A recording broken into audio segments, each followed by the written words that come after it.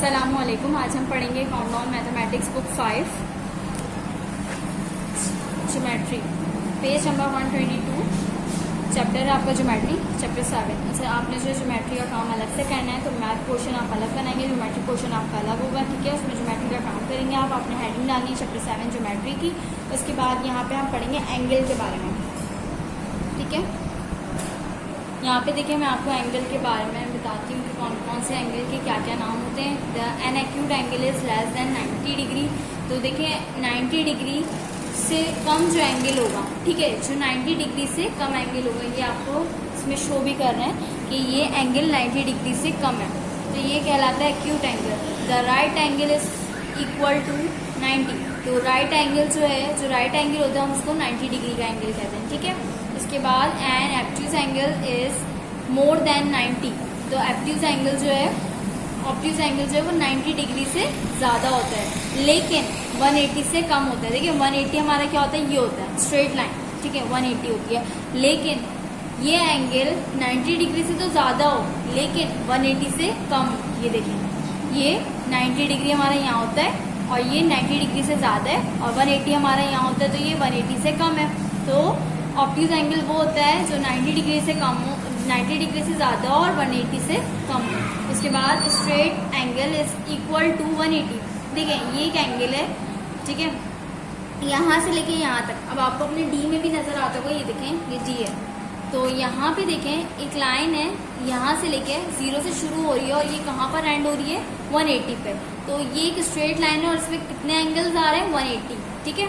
तो यहाँ पे 180, एक straight line is equal to 180, ठीक है। The reflex angle is more than 180। इसमें कह रहे हैं कि रिफ्लेक्स एंगल जो है वो 180 से ज़्यादा होता है। अब आप इसको ये मत देखिएगा कि ये एंगल है, ये एंगल नहीं है, एंगल है हमारा ये, ठीक है।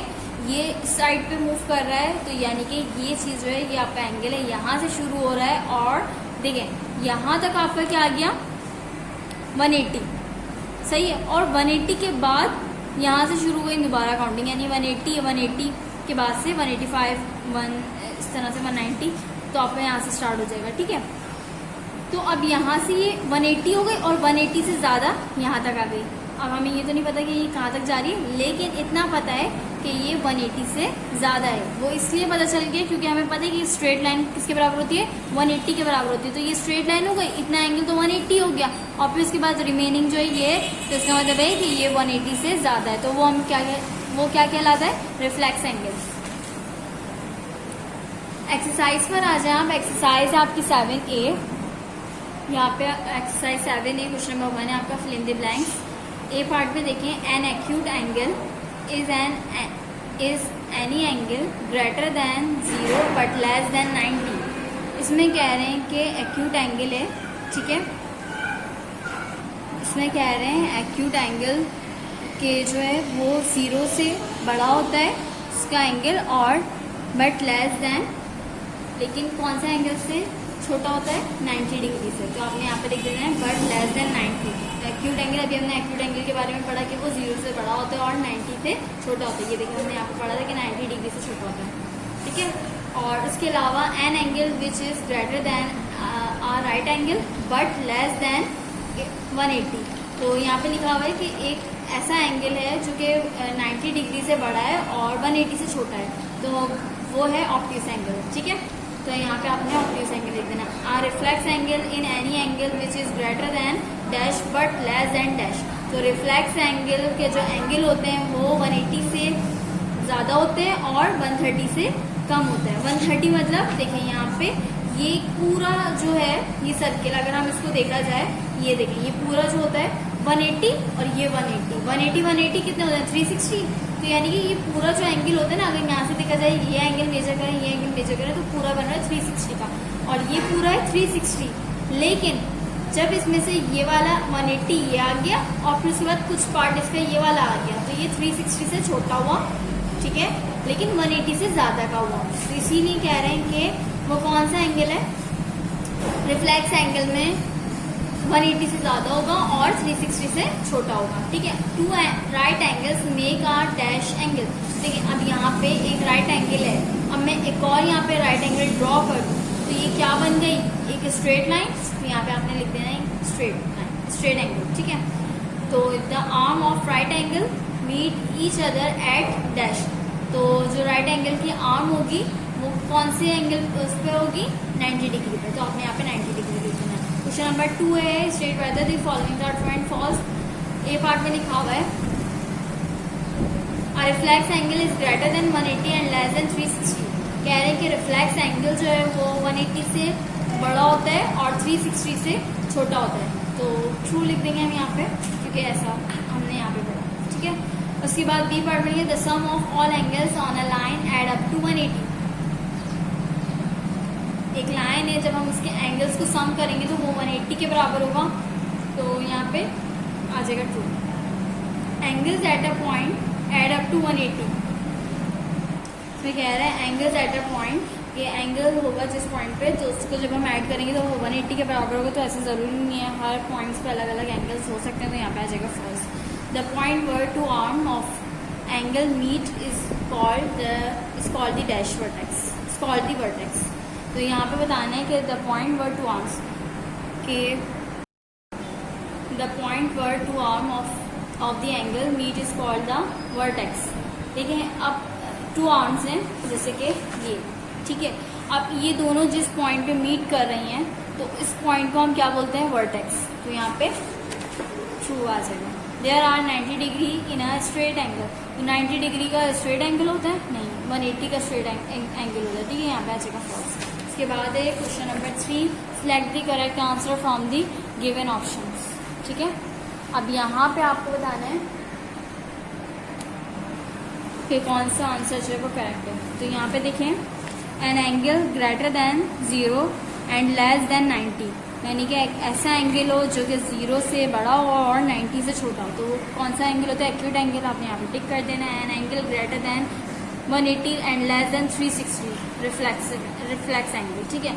उसके बाद यहाँ पे सी पार्ट में देखिए, the magnitude of reflex angle adjusted to angle ABC।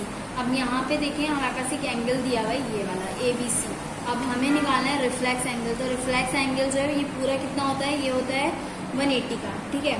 अब मैंने आपको बताया ना कि ये होता है, ये वाला होता है, ये वाली साइड होता है 180 की, और पूरा होता है 360 का, ठीक है। अब मैंने आपको ये बात बताई है कि रिफ्लेक्स एंगल होता क्या है कि वो 180 से बड़ा होता है और 360 से छोटा होता है। तो अब यहाँ पे एक एंगल हमें फाइंड है, लेकिन हमें निकालना है क्या, रिफ्लेक्स एंगल निकालना है, यानी कि ये वाला एंगल हमें फाइंड करना है। तो हम किस में से माइनस करेंगे, 360 में से माइनस करेंगे, क्योंकि ये पूरा एंगल है हमारे पास, ठीक है।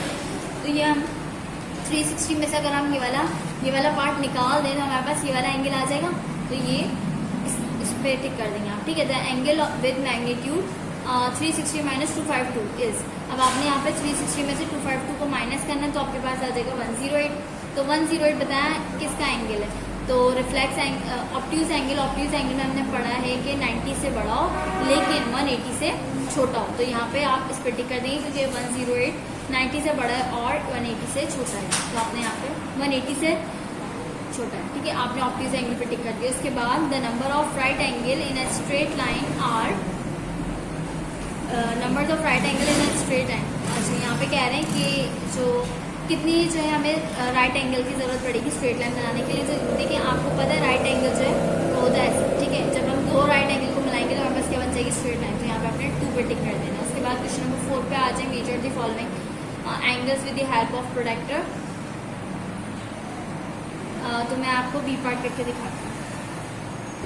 यहाँ पे देखिए आपने ये मेजर करना है, आपने मेजर इस तरह से करना है। आपने डी का देखें ये वाला पॉइंट, ये वाला जो पॉइंट होगा ये होता है आपका सेंटर पॉइंट। तो आपने ये पॉइंट जो है वो इस पॉइंट पे रखना है, ठीक है।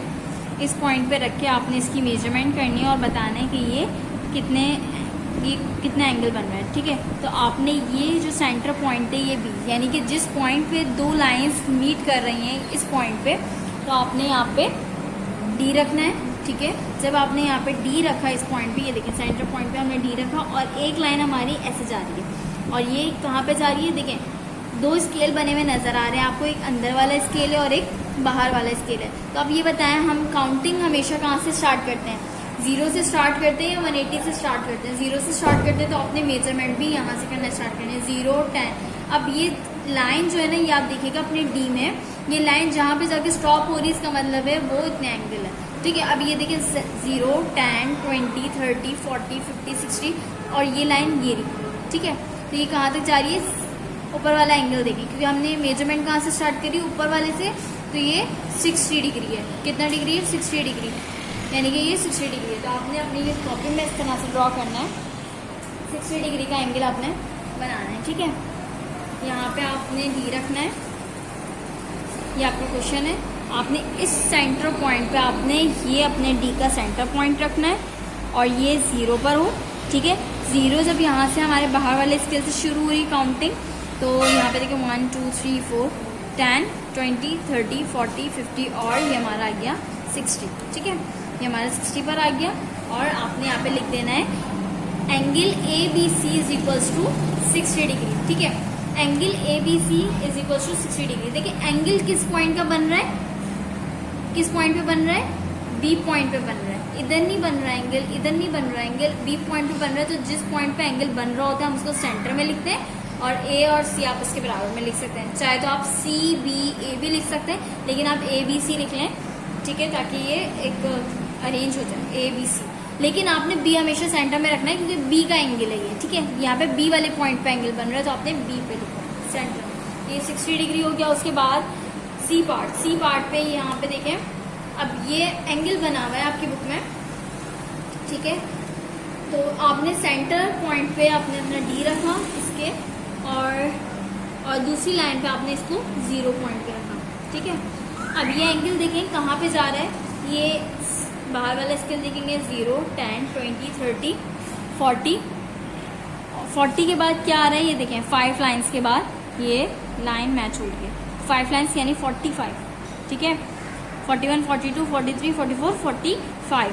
तो यानी कि यहाँ पे ये कितने डिग्री का एंगल है, 45 डिग्री का। यहाँ से लेके यहाँ तक 45 डिग्री का। तो ए बी सी, अब देखिए बी मैंने कहाँ लिखा, सेंटर में लिखा, क्योंकि ये एंगल किसका है, 45 डिग्री किसका एंगल है, बी, ठीक है, एंगल 45। तो आपने इसी तरीके से काम करना है। आपने ये ए बी सी ये तीनों आपने अपनी कॉपी में करना है। उसके बाद question number 5, page number 127, question number है 5, कंस्ट्रक्ट द फॉलोइंग एंगल्स। अच्छा यहाँ पे जो है हमें कंस्ट्रक्ट करना है एक एंगल, और कौन सा angle, angle A B C right angle.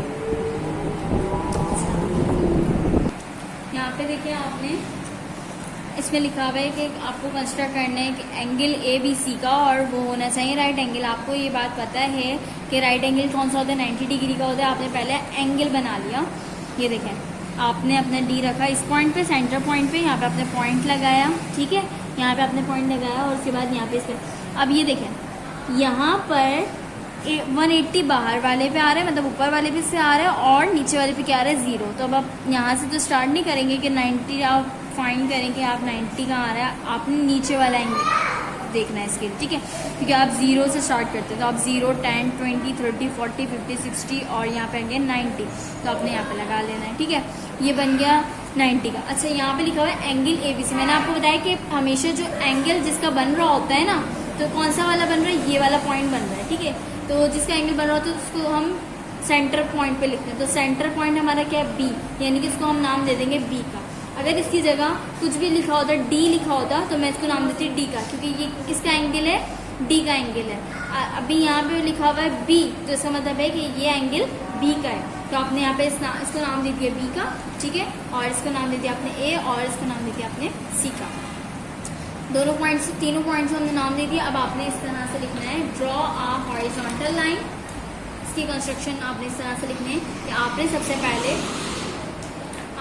पहले जो एक हॉरिजॉन्टल लाइन ड्रॉ करी बी से सी तक, ठीक है, एक हॉरिजॉन्टल लाइन ड्रॉ करी बी से सी तक की। On the protractor find 90। आपने फिर अपने यहाँ पे जो है डी में फाइंड किया 90, ठीक है। आपने जब फाइंड 90 किया, मतलब आपने ढूंढा कि ये 90 कहाँ पर आ रहा है, एंड मार्क दिस पॉइंट। अब जब आपको पता चल गया है कि ये इस पॉइंट पे 90 आ रहा है, आपने मार्क कर लिया और फिर उसके बाद उसको नाम दे दिया ए पॉइंट का, ठीक है। और फिर उसके बाद आपने ड्रॉ आ वर्टिकल लाइन, वर्टिकल, ये वर्टिकल लाइन होती है, ठीक है। आपने वर्टिकल लाइन ज्वाइन कर दी किसे, बी से लेके ए पे। यानी आपने बी से ए पे ये लाइन ड्रॉ कर दी। ठीक है, ये इसकी कंस्ट्रक्शन हो गई, ये आपने लिखनी है अपनी कॉपियों में। ठीक है, और इसके बाद देखें सी पार्ट, बी पार्ट। ठीक है, बी पार्ट है हमारा। तो अब यहाँ पे कह रहे हैं कि angle S T U acute angle. Acute angle की पहले मैं बता देती हूँ आपको डेफिनेशन ये होता है 90 डिग्री से छोटा, 0 से बड़ा और 90 से छोटा। अब ये देखिए ये 90 डिग्री है, ओ 90 डिग्री से छोटा है। अब ये कितना है ये मैं आपको बताती हूँ मेजर करके। ये देखें ये कितना है 60 डिग्री है, तो ये 90 से छोटा हुआ। अभी इसकी कंस्ट्रक्शन देखें, ड्रॉ आपको लाइन करने, एक हॉरिजॉन्टल लाइन ड्रॉ करनी है टी से यू पे। आपने एक हॉरिजॉन्टल लाइन ड्रॉ करी, हॉरिजॉन्टल लाइन ड्रॉ करने के बाद आपने एक पॉइंट लिया और उस पर अपना डी रखा। On a protractor find the angle is less than 90। आपने 90 से कोई भी एक नंबर तलाश कर लेना है, 90 से कोई भी नंबर तलाश कर लें और उसको उस पर पॉइंट लगा दें और उसको नाम दे दें एस का। आपने उसको नाम दे दिया एस का। एंड फिर उसके बाद ड्रॉ द वर्टिकल लाइन। एक ये वर्टिकल लाइन होती है, ये हॉरिजॉन्टल लाइन होती है। आपने फिर उसके बाद वर्टिकल लाइन ड्रॉ करी एस से टी पर। ठीक है, ये इसकी पूरी कंस्ट्रक्शन लिखी हुई है, ये 3 पॉइंट्स हैं। ठीक है, ये आपने अपनी कॉपी में करना है। अच्छा, यहाँ पे भी देखें ये अब एस टी यू एंगल, जो एंगल बन रहा होता है उसको सेंटर में लिखते हैं। एंगल किसका बन रहा था, टी का बन रहा था। तो ये देखें यहाँ पे इन्होंने टी दिया हुआ है, तो इसीलिए मैंने टी सेंटर वाले को नाम दिया और बाकी साइड पे मैंने एस और यू लिख दिया। ठीक है, अब यहाँ पे जो है आपका कंप्लीट हो गया है क्वेश्चन नंबर 5। क्वेश्चन नंबर 5 का सिर्फ और सिर्फ आपने ए और बी पार्ट करना है। ठीक है, क्वेश्चन नंबर 6 पे आ जाए, draw these angle using a protractor. Draw these angle using a protractor. अब आपने यहाँ पे ड्रॉ करना है, आपको मेजरमेंट बताई गई है कि 40 डिग्री का एंगल ड्रॉ करना है। तो आपने यहाँ पे देखें 40 डिग्री के लिए आपने एक हॉरिजॉन्टल लाइन ड्रॉ करी और आपने यहाँ पे डी का ये सेंटर पॉइंट रखा। अब देखें यहाँ पे, और आपने इस लाइन में जो है ये 0 पे रखनी है। ठीक है, तो 0 देखें आपका कहाँ आ रहा है, ये अंदर वाले स्केल से आ रहा है। तो आपने अंदर वाले स्केल को काउंट करना है और यहाँ पे देखने के 40 कहाँ पर आ रहा है, 10, 20, 30, 40। तो आपने यहाँ पे पॉइंट लगा दिया, तो ये 40 डिग्री। और फिर उसके बाद आपने इस पॉइंट से ये लाइन मैच करी, सेंटर पॉइंट से, और इस पॉइंट से ये वाली लाइन मैच करी, तो ये आपका आ गया 40 डिग्री का। इसी तरीके से 55 डिग्री का आपने एंगल बनाना है, तो आपने एक हॉरिजॉन्टल लाइन ड्रॉ करी और फिर उसके बाद आपने इस पॉइंट पे अपना डी रखा। ठीक है, आपने जब इस पॉइंट पे अपना डी रखा और यहाँ पे देखिए यहाँ पे ये वाली लाइन 0 पॉइंट पे 0 पे रखनी है। ठीक है, अब आपने 55 की मेजरमेंट करनी है, तो 10, 20, 30, 40, 40, 50।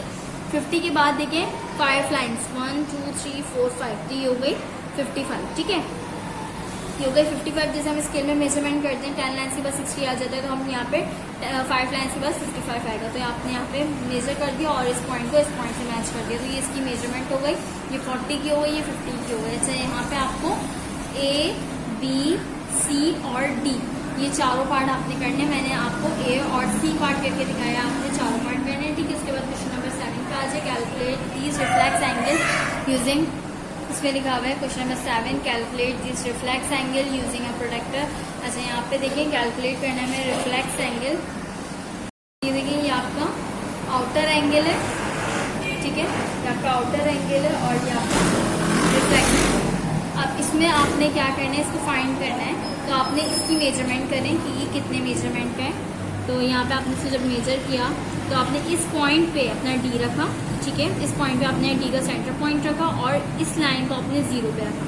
तो अब यहाँ पे देखें 0 से स्टार्ट करें तो ये कहाँ पर जा रही है ये लाइन, आपने ऊपर वाले स्केल पे देखना है क्योंकि 0 यहाँ से स्टार्ट हो रहा है। तो आपने यहाँ पे देखें 130 यानी कि ये यहाँ से लेके एंगल एक्स वाई जेड जो बन रहा है आपका 130 बन रहा है। ठीक है, एंगल एक्स वाई जेड आपका बन रहा है 130। अब आपने क्या करना है, ये पूरा जो है ये पूरा होता है 360 का। वो इसलिए क्योंकि यहाँ से हाफ करेंगे तो ये क्या बन जाएगा 180 और यहाँ का हाफ 180 360 हो जाता है। ठीक है, जब ये पूरा जो है वो 360 का है, जो 360 में से जब मैं इतना पार्ट इसको माइनस कर दूंगी तो मेरे पास ये वाली चीज़ आ जाएगी।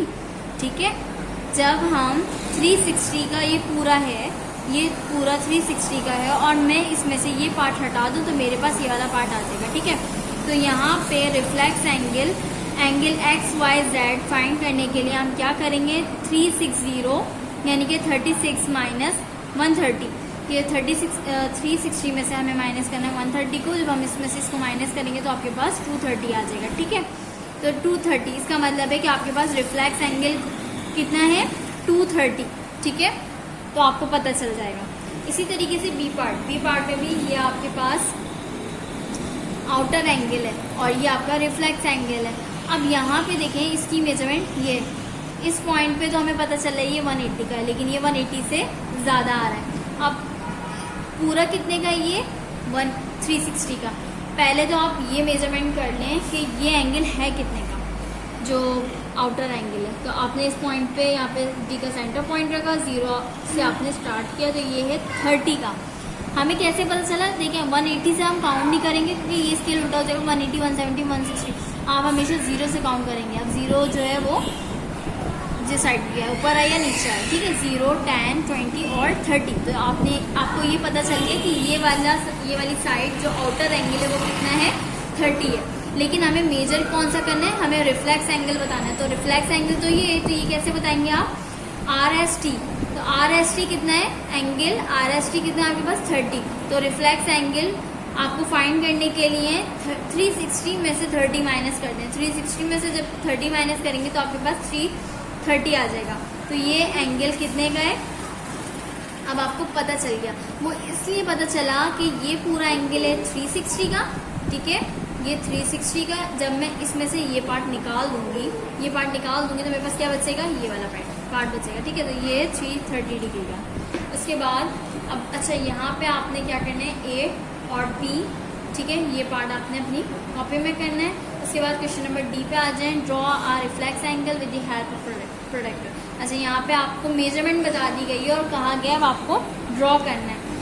तो रिफ्लेक्स एंगल का आपको यहाँ पे बताया गया है कि आपको 320 डिग्री जो है वो ड्रॉ करना है एंगल। अब कैसे आप ड्रॉ करेंगे, आपका जो डी है वो तो 180 का होता है, तो आप 320 आपको ड्रॉ करना है और आपका जो डी है वो आपके पास है 180 का, ठीक है। तो अब आपको पता है reflex angle PQR is equal to 320 degree. जब आप 360 में से 320 फाइंड करेंगे, 320 माइनस करेंगे, यानी कि कोई भी एंगल है आपके पास, ठीक है, ये एक रिफ्लेक्स एंगल है, मेरे पास ये एंगल बन रहा है और इसमें बताया गया है कि 320 डिग्री का एक एंगल बन रहा है। तो जब मैं 360 में से पूरे एंगल में से जब 360 निकालूंगी तो मेरे पास ये वाला एंगल आ जाएगा। तो जब मेरे पास ये वाला एंगल आ जाएगा, मैं ये वाला एंगल बना दूंगी और इधर इसकी मेजरमेंट लिख दूंगी, ठीक है। तो reflex angle PQR is 320 degree. मुझे पता है कि मुझे 320 डिग्री बनाना है, लेकिन मैं डी से नहीं बना सकती। तो आपको क्या करना है, अगर आपके पास आउटर एंगल की मेजरमेंट आ जाएगी तो आप बना सकते हैं आसानी से। तो 360 में से आपको माइनस करना है 320। जब आप 360 में से 320 माइनस करेंगे रिफ्लेक्स एंगल को, तो आपके पास आ जाएगा 40। ये 40 जो है ये आपका आउटर एंगल है, मतलब ये वाली साइड, ठीक है। अब आपको पता चल गई, अब आपने 40 डिग्री का एंगल बनाया। आपने एक हॉरिजॉन्टल बनाई लाइन, ठीक है, और इस पॉइंट पे आपने यहाँ पे सेंटर पॉइंट रखा और 0 से स्टार्ट करेंगे, आप 40 डिग्री का एंगल बनाएंगे। ये हो गया इसका कौन सा आउटर एंगल। तो अब आपने यहाँ पे, इसका मतलब है कि ये 320 की लाइन बन गई, ठीक है। ये 320 का एंगल बन गया। ये 320 का एंगल इस तरह से बना कि हमने आउटर एंगल मेजर करके लिख दिया कि ये आउटर एंगल है, लेकिन मेजरमेंट हमारे पास किसकी आ गई, 320 की आ गई, ठीक है। तो using a protractor draw an angle 40। तो आपने यहाँ पे 40 का एंगल ड्रॉ करना है and outer angle PQR is equal to 40 degree. तो आपने 40 डिग्री का जब आप एंगल ड्रॉ करेंगे तो आपके पास 320 खुद ब खुद आ जाएगा, ठीक है। तो यहाँ पे मैंने आपको अभी ए पार्ट करके दिखाया, आपको बी पार्ट करना है। तो यहाँ पे ये आपका चैप्टर कंप्लीट हो गया है। यहाँ पे ये वाली एक्सरसाइज कंप्लीट हो गई है, एक्सरसाइज 7 है।